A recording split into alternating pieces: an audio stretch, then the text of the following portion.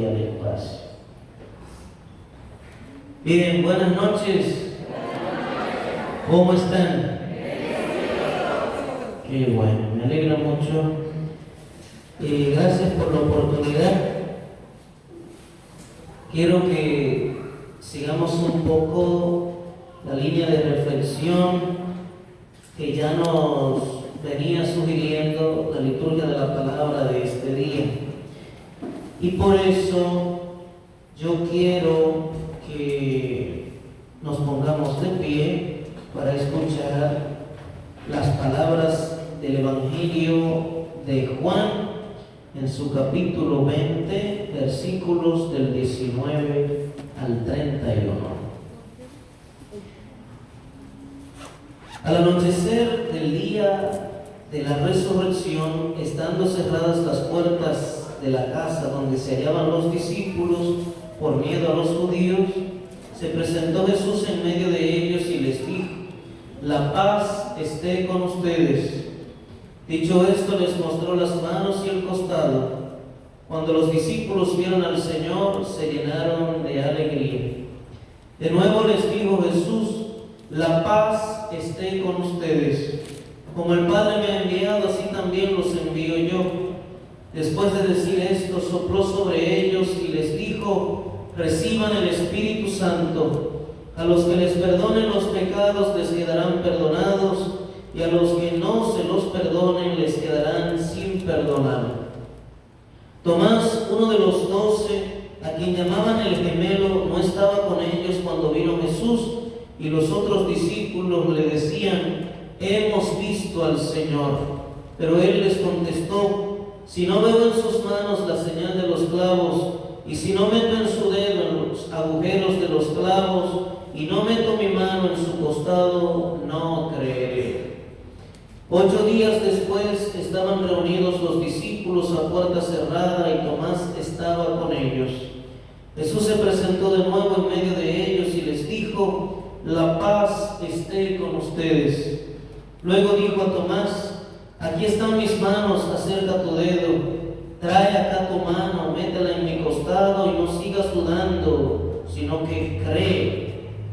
Tomás le respondió: Señor mío y Dios mío.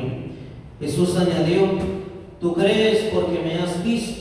Dichosos los que creen sin haber visto. Otros muchos signos hizo Jesús en presencia de sus discípulos, pero no están escritos en este libro.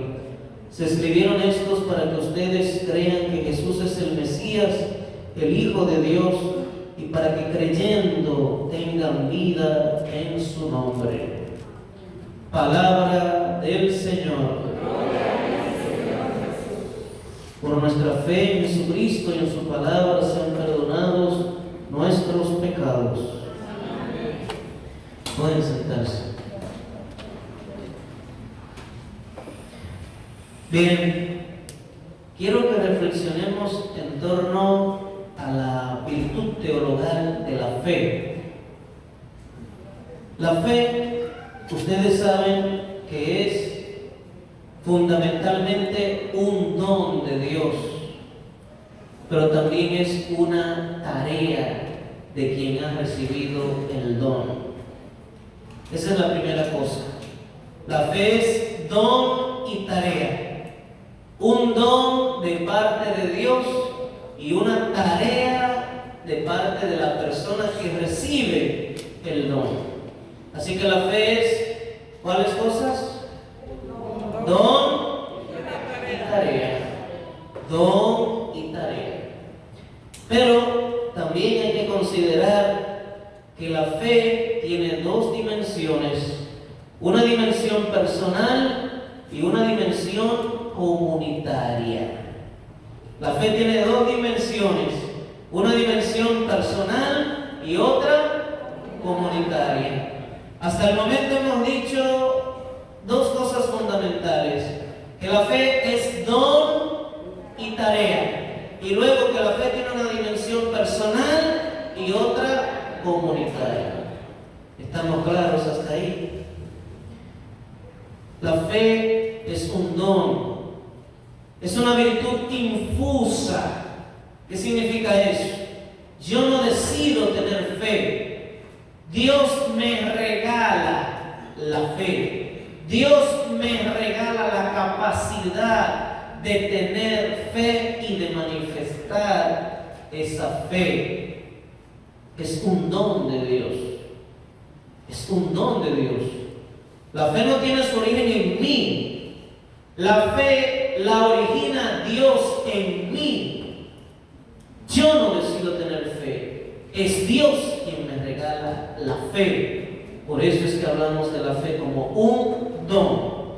Ahora bien, como la fe no es solo don, sino también tarea, a los que hemos recibido el don, se nos encarga cultivar el don recibido. Y por eso tenemos que cultivar la fe, robustecer la fe, hacer todo lo que esté de nuestra parte para que esa semilla de la fe que Dios sembró en nuestro corazón crezca, germine y se vuelva un árbol robusto en donde puedan incluso cobijarse los pajaritos del campo y hasta los seres humanos.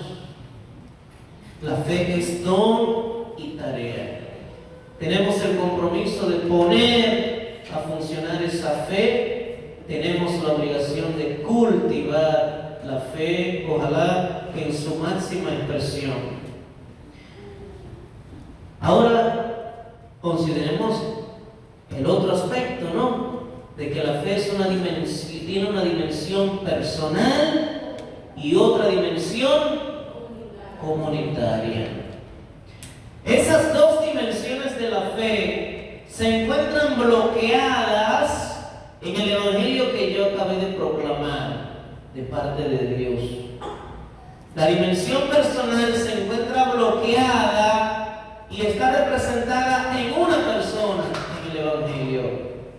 La dimensión comunitaria también se encuentra bloqueada y se encuentra representada por un grupo de personas en el evangelio. Pero vayamos por paso.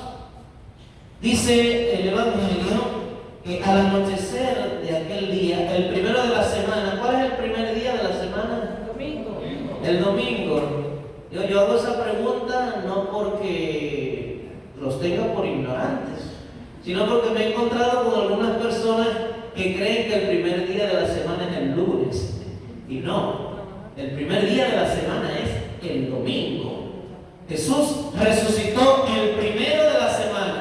¿Y cuál es el primero de la semana? Jesús resucitó domingo.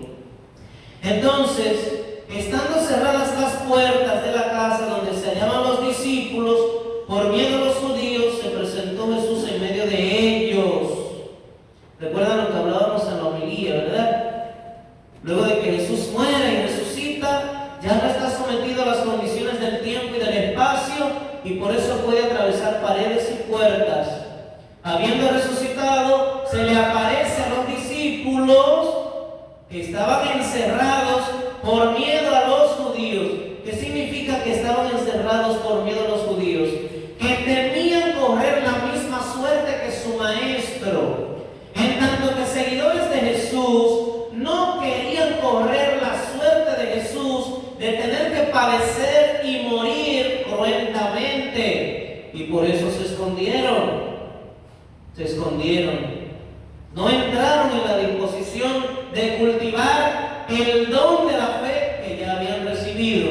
Tú y yo tenemos que preguntarnos a ver si estamos también encerrados, ya no por miedo a los judíos, sino por miedo a los compatriotas, a los de otros países o a los de otras denominaciones religiosas, porque no queremos que nos critiquen, no queremos que digan cosas extrañas de nosotros.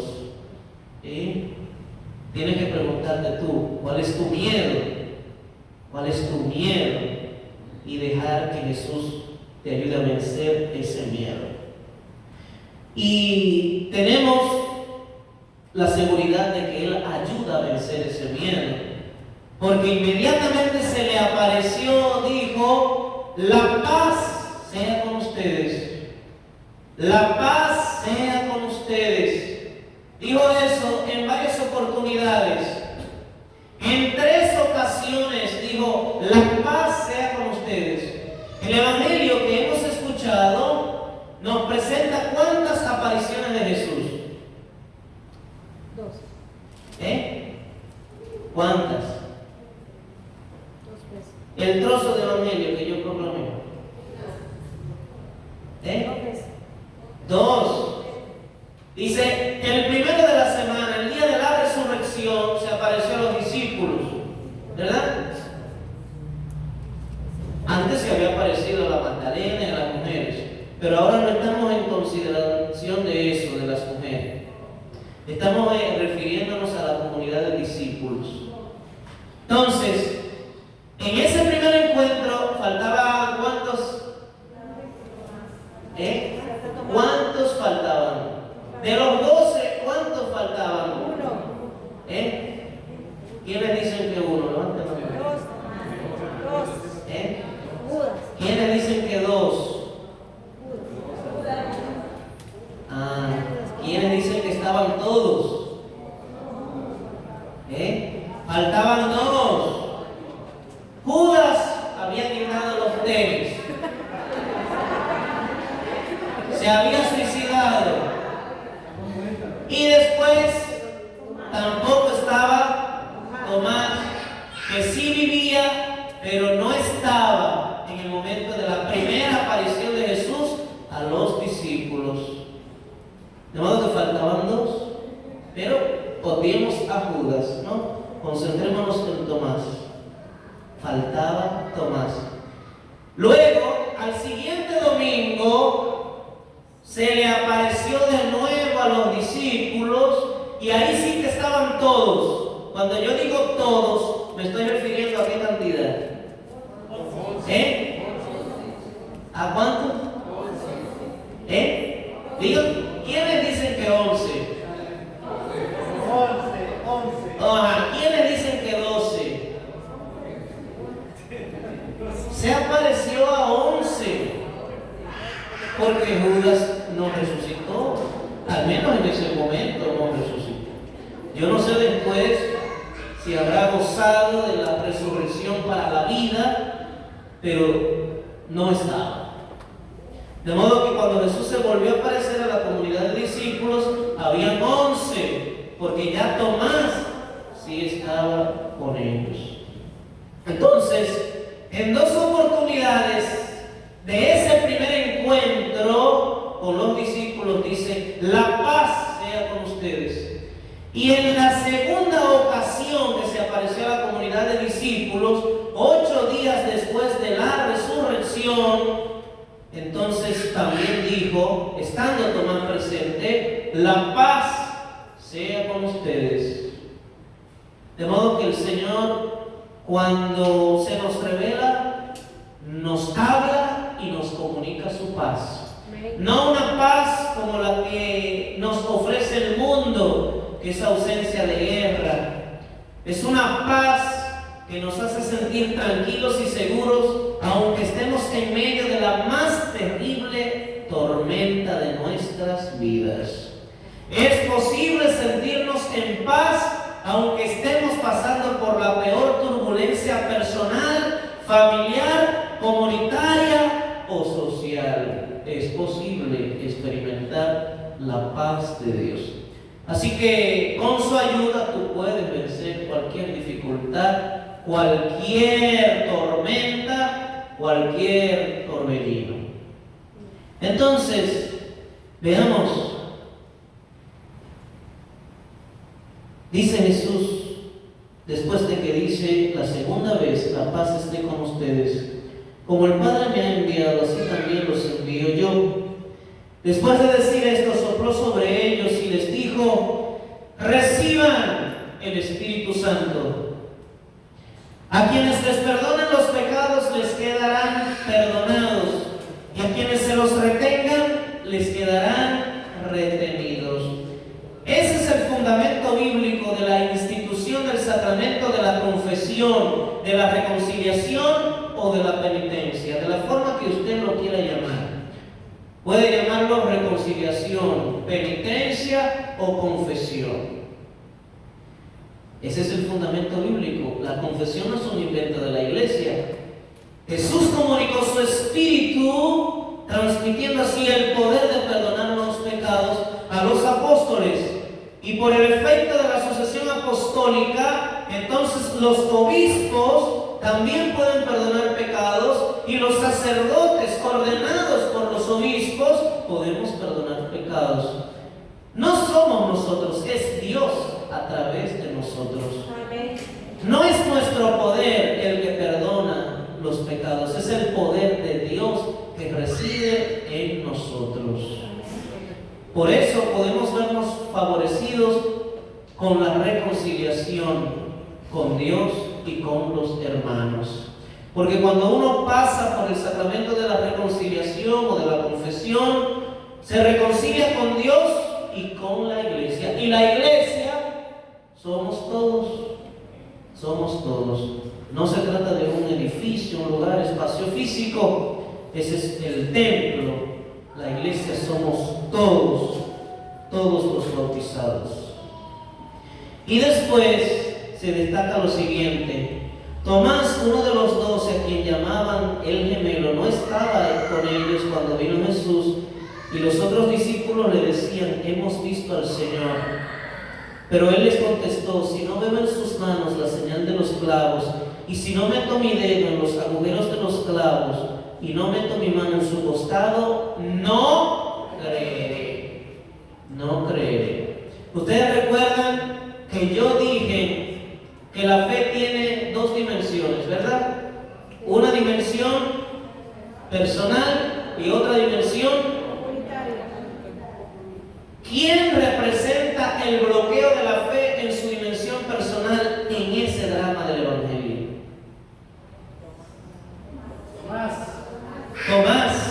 Tomás. ¿Quiénes representan el bloqueo de la fe en su dimensión comunitaria en este drama evangélico? Los discípulos. La otra parte de los discípulos. Recuerden que ellos estaban encerrados por miedo a los judíos. Por tanto, su fe comunitaria estaba bloqueada. Y ahora encontramos que la fe de Tomás también está bloqueada porque él no creyó al testimonio de sus compañeros apóstoles. No les creyó. Y por eso, a los que no creen, los catalogamos de Tomás. Los catalogamos de Tomás. Sin embargo, yo quiero que seamos justos con Tomás. Yo quiero que dejemos de satanizar a Tomás, porque hasta lo hemos satanizado. Ustedes me pueden decir por qué los otros discípulos creyeron. Bien visto. Porque ya lo habían visto. ¿Y qué es lo que está reclamando Tomás? También verlo para creer. De modo que podemos decir a cualquier incrédulo que es o Simón o Juan o Tomás o cualquiera de ellos, porque todos, absolutamente todos, y no solo Tomás, tuvo que ver para creer. También Tomás reclamó ver para creer. Es decir, Tomás quiso tener la misma experiencia que sus compañeros. ¿Por qué los otros creen? Porque vieron. Tomás también reclama la misma cosa, ver para poder creer. Porque la fe también tiene que ser racionalizada. Tiene que ser pasada por la razón, por la sabiduría, por la inteligencia humana. Yo no puedo hacer prescindir la fe de la razón. La fe y la razón son como las dos alas de un ave. Un ave no puede volar con un ala. El ave para poder volar necesita de las dos alas. Y las dos alas de esa ave en nuestro contexto son al mismo tiempo la fe y la razón. La fe y la razón. O sea, para yo decir que creo en Dios, necesito hacer pasar la fe por la razón, porque sin hacerla pasar por la razón sería totalmente imposible poder manifestar esa fe. No sé si me doy a entender. Dígame, ¿por qué usted puede expresar con su boca que cree en Dios? ¿Porque solo tiene fe o porque tiene al mismo tiempo fe y razón? Porque tiene las dos cosas. Porque tiene las dos cosas. Entonces, yo quisiera que no arremetamos contra la razón. Gracias. Yo quisiera que no arremetiéramos contra la razón. Que le demos cabida a la razón y a la fe. De hecho, hay que primero darle cabida a la razón y luego a la fe, porque sin razón usted no puede asimilar la fe. Y entonces, una vez que tiene las dos, ya puede volar. Puede alzar vuelo para trascender como persona, trascender como cristiano y alcanzar la santidad. Asumiendo un proceso serio de conversión, entonces verse ya dispuesto a dejarse salvar por Dios. ¿Recuerdan lo que nos decía Jesús en el Evangelio hoy? No se convierten y tampoco se quieren dejar salvar por mí, porque su corazón está duro, pero también la mente muchas veces está dura. Hay que ablandar la mente y ablandar el corazón. ¿Me doy a entender? Ablandar la mente y ablandar el corazón. No solo el corazón. Amén. Asociando el corazón a la fe, ¿no? Pero que tampoco uno racionaliza la fe con el corazón. Eso es un modo de hablar. Porque la fe usted la guarda en su cabeza también, no en el corazón. Eso es un modo de hablar. Como el corazón es el primer órgano que se forma cuando se juntan el espermatozoide y el óvulo, y porque además el corazón es el que bombea la sangre, el que da vida al cuerpo, buscamos significar la fe y todo lo que tenga que ver con la vida espiritual, con el órgano del corazón. Pero es con la razón que usted canaliza la fe, piensa la fe y expresa la fe. ¿Me doy a entender? Más o menos. Entonces, no prescindamos de la razón. No prescindamos de la razón. Son importantes la razón y la fe. La razón y la fe. Dentro de la renovación carismática, a veces se corre ese riesgo de querer prescindir de la razón. No se puede prescindir de la razón. Ahora, hay elementos naturales y hay elementos sobrenaturales. Lo que naturalmente ya no se puede hacer, Dios sí lo puede hacer sobrenaturalmente. Pero Dios también en su justa medida permite entender un poquito lo que sobrenaturalmente realiza.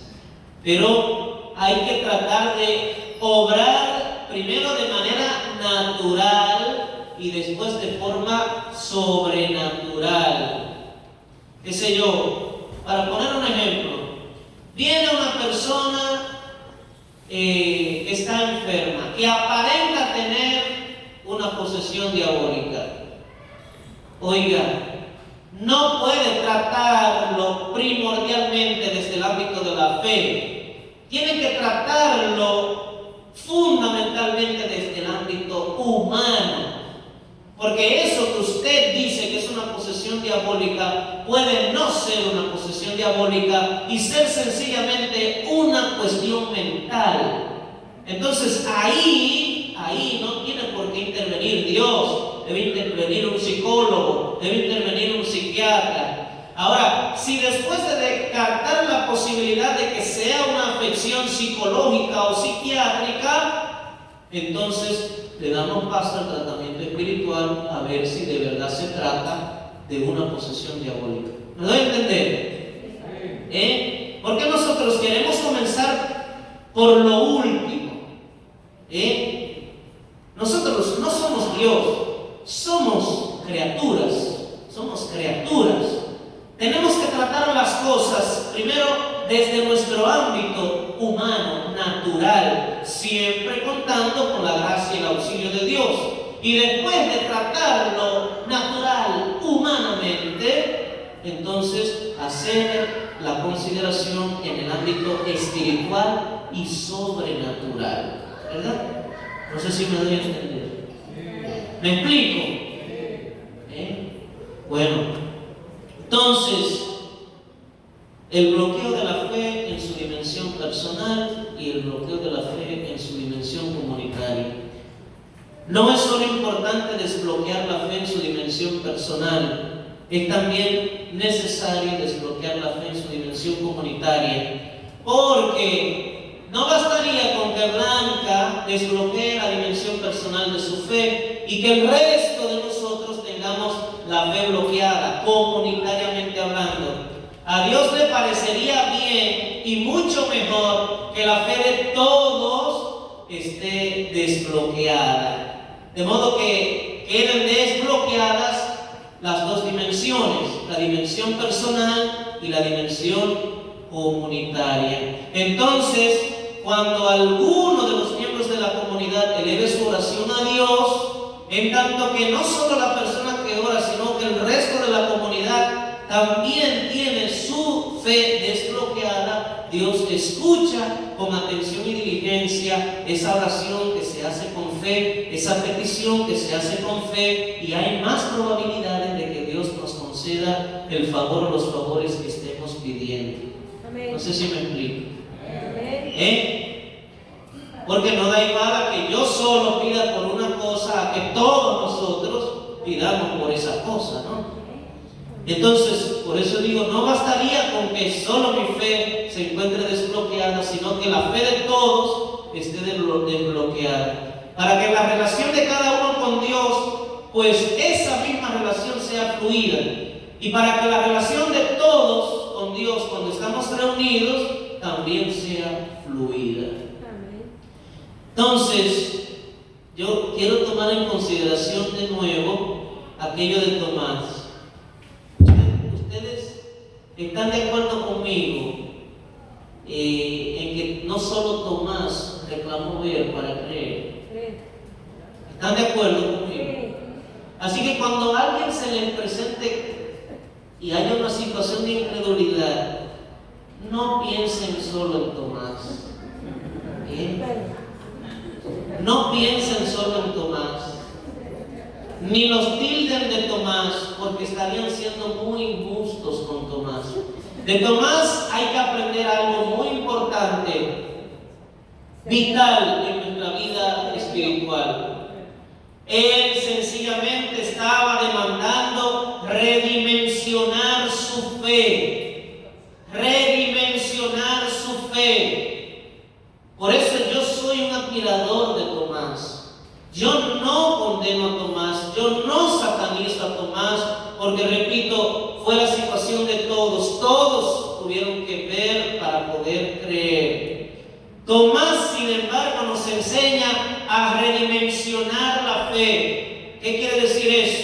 A no basar nuestra fe en la fe de nadie, a no basar nuestra fe en una fe ajena, a no basar nuestra fe en una experiencia de Dios ajena, porque la experiencia que vivieron los otros de Dios era la experiencia de esos otros con la experiencia de Tomás. Era la experiencia de los otros, no la experiencia de él. Entonces, él no se conformaba con que le contaran. Él también quería tener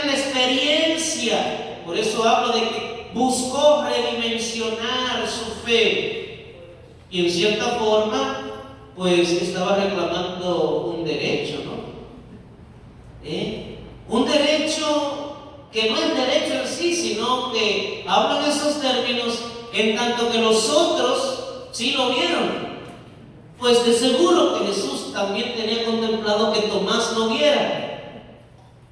Y fue necesario que quizás en el primer encuentro él no estuviera, porque si no, nos contáramos con la iluminación que nos ofrece este drama a raíz de la segunda aparición de Tomás, de Jesús a la comunidad de discípulos, a los apóstoles. Entonces, tú y yo no podemos basar nuestra fe en la fe de nadie. No es que no sirva de nada lo que nos han transmitido nuestros padres, nuestros catequistas, nuestros sacerdotes, nuestras monjas, nuestras religiosas, nuestros agentes de pastoral. Eso vale, eso cuenta, eso es importante. Pero yo no puedo quedarme con eso porque sería algo meramente intelectual, no de la experiencia. No de la experiencia. Eso vale, eso sirve para fundamentar mi vida de fe, de relación con Dios. Pero yo no me puedo conformar con eso, con lo que me han contado de Dios. Yo tengo que crear el espacio para hacer experiencia de Dios y que sea esa experiencia de Dios la que sostenga mi vida como ser humano, la que sostenga también mi vida de fe en el seno de la comunidad eclesial y de toda la sociedad. Porque ¿qué va a pasar si yo fundamento mi fe en una fe ajena? Que cuando la fe de esa otra persona en quien se encuentra fundamentada mi fe vacile, entonces yo también voy a vacilar. Mas si tú te abres paso a hacer experiencia de Dios por encima de la experiencia de Dios que han tenido otros y que te han comunicado a ti, entonces aunque esa otra persona flaquee, aunque esa otra persona le dé la espalda a Dios, tú no vas a flaquear, tú no le vas a dar la espalda a Dios, porque ya estás partiendo de una experiencia de encuentro personal, vivo y real con el mismo Jesucristo. ¿Me doy a entender? Pues tenemos que abrirnos paso a eso. Hay que abrirse paso a eso. Entonces, dice más adelante, luego dijo Tomás, Señor mío y Dios mío. Después de que Jesús se le apareció y le dijo, mira, aquí tienes mis manos, mis pies, mi costado, trae tu dedo, trae tu mano, toca, introduce tu mano en mi costado y no seas incrédulo, sino creyente. No seas incrédulo, sino creyente. Entonces fue cuando Tomás exclamó, Señor mío y Dios mío. Significa que entonces, tras verlo, creyó. Y gracias a Dios, que al menos después de verlo, creyó. Porque triste y lamentablemente hay quienes ni siquiera después de verlo creen. Ni siquiera después de ver una manifestación de Dios creen. Gozamos ya de muchos milagros en nosotros y a nuestro alrededor, pero estamos tan acostumbrados a eso que ya no los concebimos como milagros. El otro día yo ponía algunos ejemplos en la misa. Ver no es un milagro.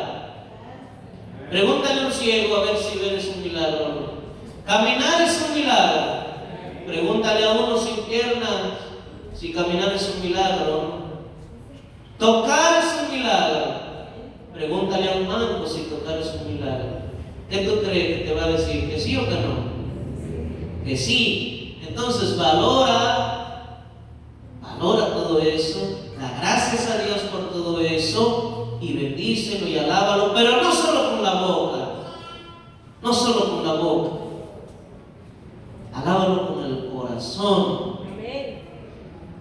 Los verdaderos adoradores adorarán a Dios en espíritu y en verdad. ¿Qué significa eso? Que los verdaderos adoradores adoran a Dios mientras participan de un acto litúrgico o cualquier otra actividad dentro de la iglesia, y también cuando se encuentran fuera de la iglesia realizando cualquier otra cosa. Si están trabajando, lo hacen bien. Si lo hacen bien, están adorando a Dios de corazón. Si están con su familia y lo hacen bien, están adorando a Dios de corazón. Los verdaderos adoradores adorarán a Dios en espíritu y en verdad. ¿Palabra de Henry? No. Eso es palabra de Jesucristo, el Señor. Por eso tampoco conviene que reduzcan la experiencia de Dios a emociones.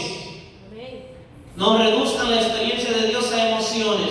Usted puede sentir emoción en su corazón y eso no necesariamente es presencia de Dios. ¿Me doy a entender? Usted puede, por tanto, también hacer experiencia de Dios sin sentir absolutamente nada emocionalmente hablando. ¿Creen que es posible o no es posible? Entonces, no confundamos las cosas y llamemos al pan pan y al vino vino. Es posible que usted esté haciendo experiencia de Dios junto con una emoción, pero también es posible que esté haciendo experiencia de Dios sin ninguna emoción. Dios no se reduce a una emoción. De modo que no se sienta mal si a usted no le dio una cosquillita mientras se hizo la alabanza. Si usted vino aquí dispuesto a encontrarse con Dios y le abrió su corazón, hizo experiencia de Dios, aunque no sintiera nada. No sé si me doy a entender. Porque puede ser, repito, de que sienta la cosquillita y esa cosquillita no venga de Dios. ¿Me explico? No sé quiénes estuvieron en misa. Yo hablé también acerca de los reclamos, acerca de el deseo de que Dios se les aparezca a personas. Ya Dios está con nosotros. Jesús en el Evangelio dice que el reino está cerca. Pero recuerden que dijo eso antes de que se diera el acontecimiento pascual. De modo que una vez que se dio el acontecimiento pascual de su pasión, muerte y resurrección, algo que sale a colación en este Evangelio, ya el reino no es que está cerca, es que está dentro de nosotros y sí, y en nosotros. Dentro de nosotros y en nosotros y entre nosotros. Porque además dijo, después de su resurrección, yo estaré con ustedes todos los días hasta el fin del mundo. Y Él siempre dice la verdad, no es mentiroso. Si prometió estar con nosotros todos los días hasta el fin del mundo, Él está ahora con nosotros y permanecerá con nosotros, a no ser que decidamos sacarlo de nuestras vidas, porque Él es muy respetuoso. Muy respetuoso. No se queda en el corazón de nadie sin que esa persona lo quiera. ¿Quieres que tu vida se transforme? Primero cree en Él. Luego deja que Él transforme tu existencia. Acepta a Jesús como tu único Salvador. Procura convertirte y dejar que Él te salve. Cree, cree, cree, pero también conviértete, conviértete, conviértete. Una fe que no lleva a la conversión es una fe estéril. Ya la liturgia de la palabra de todos estos últimos días nos ha venido estableciendo la diferencia entre la fertilidad y la infertilidad de la palabra de Dios. Recuerden los evangelios acerca de la semilla de la palabra, que dependiendo del terreno, pues crece o se seca, o llega un momento en que crece un poquito y luego por tener poca tierra muere. Mas hay un terreno que por ser bueno acoge la palabra y está en condición de que esa semilla germine, crezca y produzca frutos buenos y abundantes. De modo que depende de ti que esa semilla de la palabra de Dios sembrada en tu corazón dé frutos buenos y abundantes o no. Depende de ti que esa semilla de la palabra sea fértil o no. Porque Dios irrumpe en nuestras vidas solo contando con nuestro permiso, con nuestro consentimiento. Por eso yo quiero también hacer la invitación a que no solo procuremos manifestar la fe de palabra, sino también a través de las obras. A través de las obras. Es importante, muy importante, pasar del dicho al hecho. Del dicho al hecho. Del dicho al hecho. Ya me habrán escuchado decir en alguna que otra homilía que yo personalmente no creo en las personas que nada más viven rezando y rezando y rezando y no hacen nada por sus hermanos, ni siquiera por su grupo. Que si forma parte de un grupo, pues toma parte en las cosas de ese grupo y luego también toma parte en las necesidades ajenas y ve en ayuda de quienes te necesiten. O sea, si la fe no mueve a la caridad, entonces es una fe muerta. Oigan, que eso lo sabemos. Lo sabemos, tiene que a todos lo dijeron. Nada más hace falta convencerse de eso. Pero parece que cuesta mucho convencerse de eso. No hagamos que nos señalen por no tener fe. Y peor aún, no hagamos que nos señalen por tener fe y no hacer caridad. Es peor. ¿Qué ustedes creen que es peor? ¿No tener fe o tener fe y no hacer la caridad? Tener fe y no hacer la caridad.